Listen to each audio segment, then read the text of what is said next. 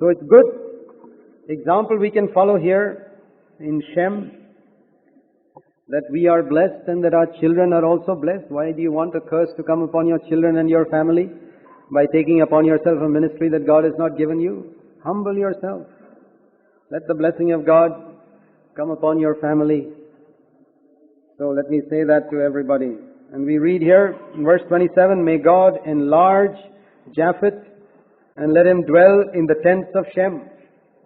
That is a wonderful thing, that God can enlarge us, that we can dwell in the tents of our brother.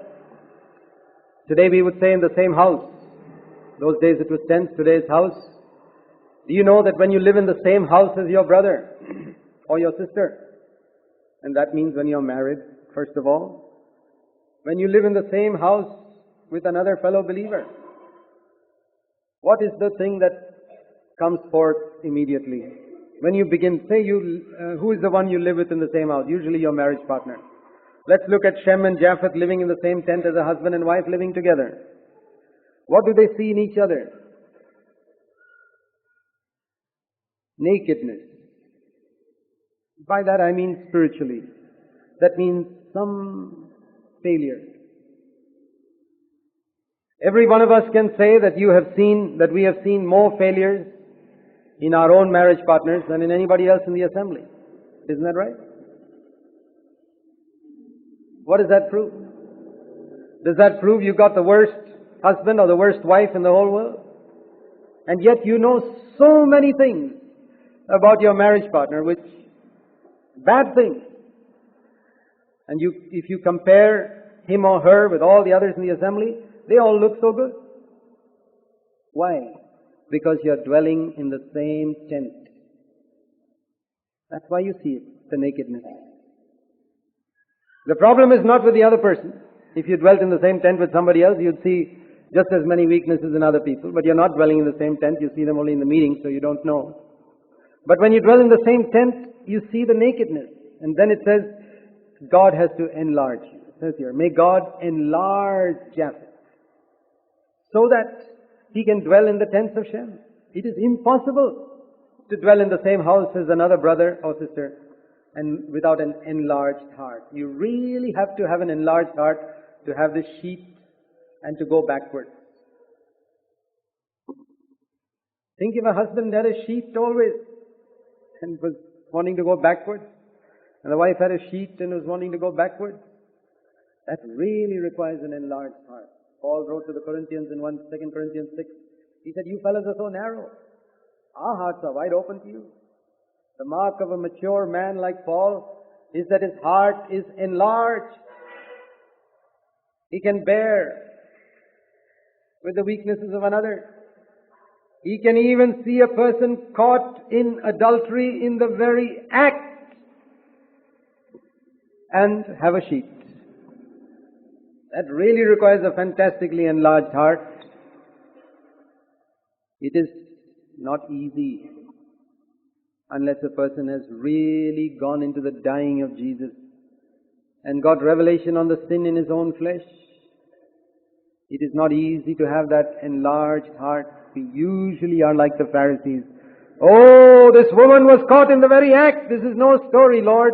I saw it with my own eyes. It's not a second-hand story that somebody else came and told me. With my own eyes, with my own ears, I heard it. And we read about Jesus in Isaiah chapter 11, that in the days when he had our flesh,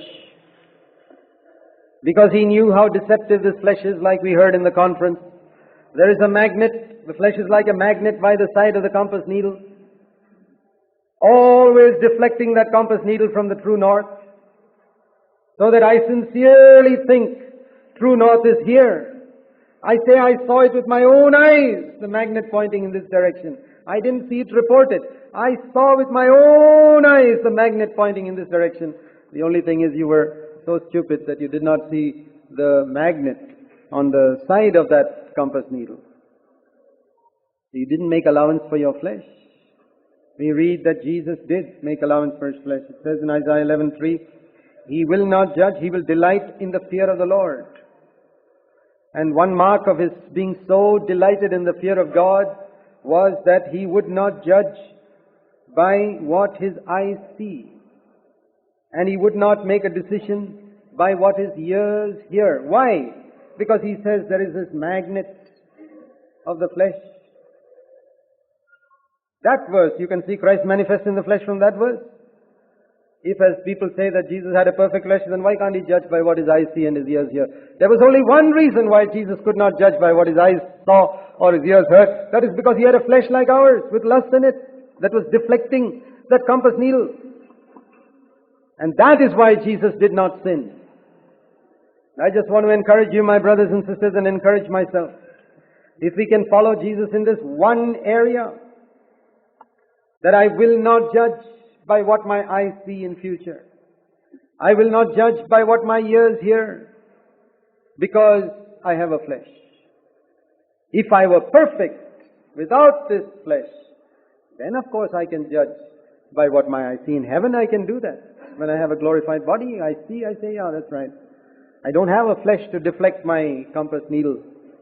But if we are humble on this earth, even when we see with our own eyes and hear with our own ears, we will say, yes, maybe there is some explanation for that, which I don't know.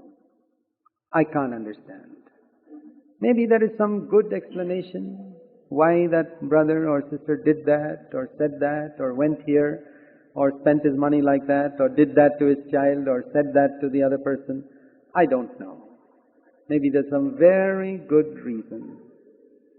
That is not within my boundary to pass a judgment on that, so I don't do it. Think if you had that attitude, that is to spread a sheet. Maybe there's some very good reason why my wife said that or did that, or my husband said that or did that. I can't know. We have to die, my brothers and sisters, to being specialists in analyzing the motives of others. We have to die to this. This flesh is a specialist. He's a postgraduate. He's done postdoctoral examinations and passed in analyzing the motives of others, and he's completely wrong. He's been trained by Satan. The flesh has been trained by Satan to analyze the motives.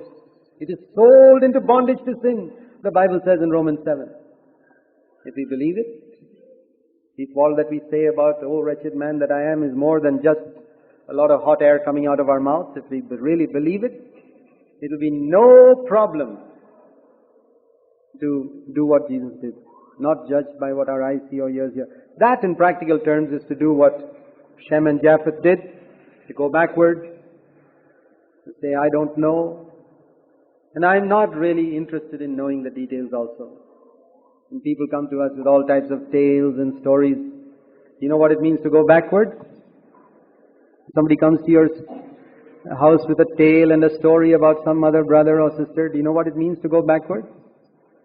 It means to say, yes, I'm really not interested in knowing all that. Unless I can help in some way. If I can help, if you think I can help, then please tell me all the details so that I can help that person. Or let us go together to one of the elders in the church and let's talk to him straight away about this particular matter, because we are concerned. That is the right thing. And when somebody comes to you with a tale, to say, I think that's good that you have a concern about that person. Let's go now itself or tomorrow to see the elders of the church, and you also tell him what you said to me just now. And you'll find many of them are not interested. They are not interested. Because they are not interested in helping that person. Do you think the Pharisees were interested in saving this woman from an adulterous life? No, they didn't come to seek and to save. They came to judge and to condemn. Jesus came to seek and to save. So, we need to have a sheet and go backwards. And we need to have an enlarged heart towards all with whom we live together in the same tent. May God enlarge our hearts, as it says here. Genesis 9:28, and Noah lived 350 years after the flood. So all the days of Noah were 950 years, and he died.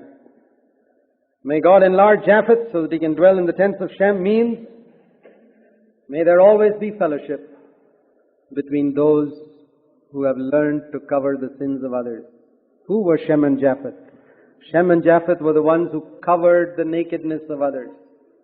May there always be good fellowship, enlarged heart fellowship between those who have learned to cover the sins of others.